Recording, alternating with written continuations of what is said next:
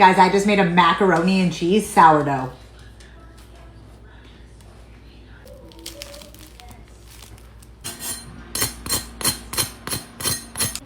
Macaroni and cheese sourdough. Now imagine a grilled cheese with this.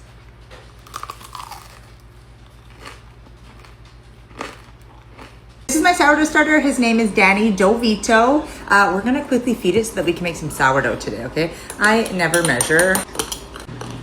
There we go. We got some all-purpose flour. I just got some warm water. I just took a shower. We're gonna give this a good mix. We're gonna mark it. We're gonna just place it to the side until it rises.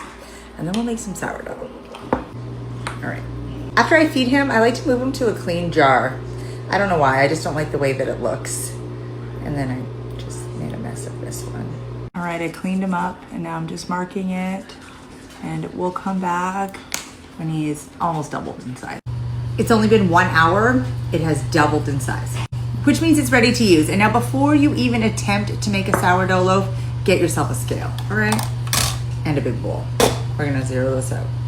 So I'm aiming for a huge loaf, but if you want a smaller loaf, just cut this recipe in half, okay? I'm gonna add 250 grams of Danny Dovito.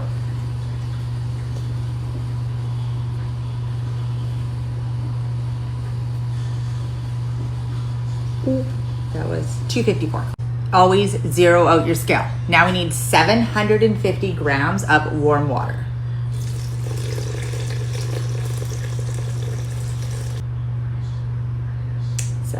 Give this a good whisk. All right, back on a scale, zero it out.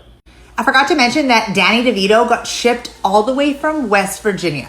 A lady sent it through the mail. Somehow it made it through the border and it's been over a year and I have managed to keep him alive. Now I need 20 grams of salt.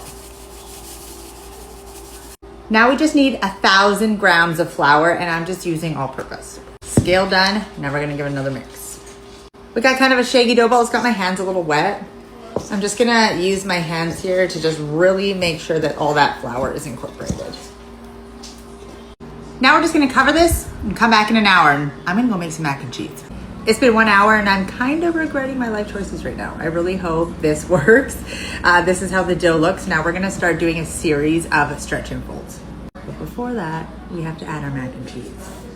So I did 2 boxes and I'm gonna add like a quarter now, and then a quarter with every stretch and fold.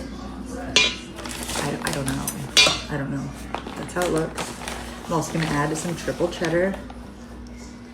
Now I just got my hands a little wet and we're gonna do a set of stretch and folds. So what you do is you scoot down and you give it a little wiggle and you pull it over. And then you rotate the bowl and you do the same thing. And I am gonna go all the way around, folding in that mac and cheese.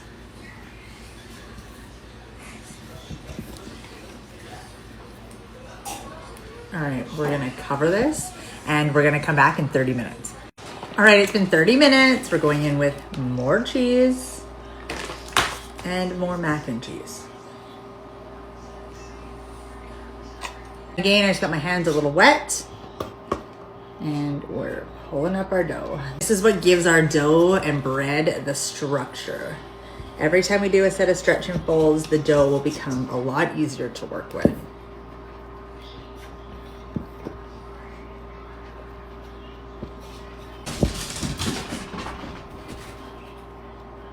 All right, we're gonna cover it and I'll come back in 30 minutes. You guys already know the drill now, okay? This is our 3rd set of stretch and folds. It's the last one I'm gonna do with you guys, but I am gonna do 1 more in 30 minutes, which means 4 sets of stretch and folds, okay? But 3 with you guys is enough, okay? A little bit of cheese. Where's my mac and cheese? All right, and now I'm gonna do my stretch and folds. So I just finished our last set of stretch and folds. I added some more cheese, some more mac and cheese. So that was 4 sets of stretch and folds in total. And now I gotta go to work. So we're gonna leave this on the counter as long as we can. So I'm just gonna cover it and leave it on the counter as long as I can. It is 1 p.m. right now. I gotta go to work. I got a whole bunch of stuff to do. So I'll check back in when we get home. It's been 6 hours. Now, normally you would dump it out and then shape it and then throw it into those little baskets that you get with your sourdough, but that's not going to happen today. That's not going to happen. Now I have to think of plan B. What I do know though is my Dutch oven is in the oven preheating to 450 degrees and I'm going to get it nice and hot.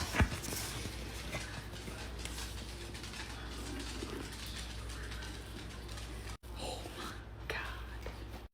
All right, just going to kind of stretch this. I'm going to add some more cheese. It's mac and cheese bread. It's dinner. All right, now we're just gonna, I don't know. I don't even know what I'm doing right now. Oh, there's some macaroni for you there, Jennifer. Huh? Obviously it looks like at the end. All right, we're gonna try to shape this into a ball. Oh, my mac and cheese is falling for the dogs.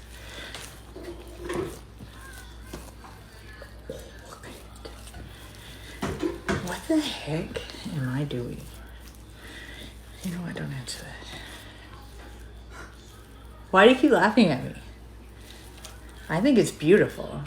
I don't know about you, but that's beautiful. That looks like something you put under a dock to make it level. Like the thing looks like it's a buoy.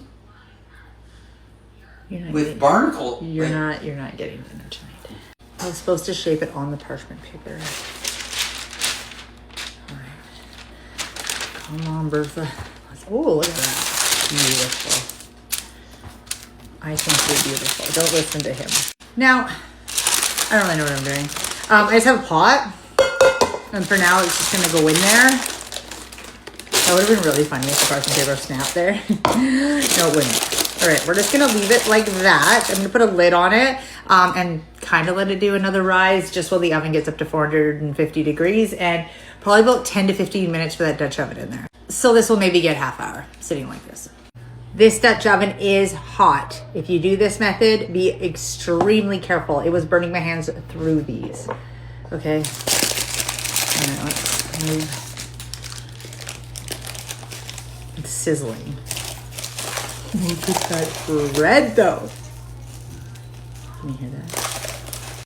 Normally I would score it, but you know what? It's got a bunch of little cracks and holes and stuff. I'm just gonna add some extra cheese.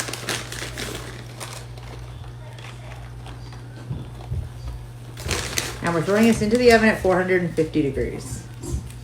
With the lid on. I think I could cry. Oh, I was so afraid there. I thought it was gonna rip on me. This is literally the most beautiful thing I've ever made.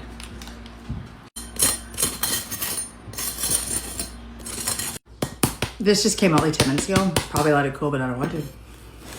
I don't want to. People eat their mac and cheese hot, okay? Oh, please be cooked. I should have cooked it longer.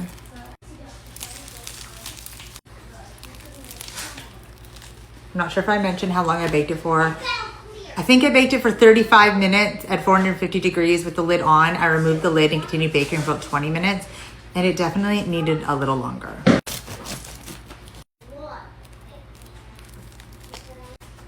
Macaroni and cheese sourdough. Using my daughter's paintbrush to brush on some garlic butter. This is just butter with the garlic Parmesan seasoning by Kinder's. The only thing differently I would do besides cooking it longer is add a whole bunch of seasoning. It needs some seasoning.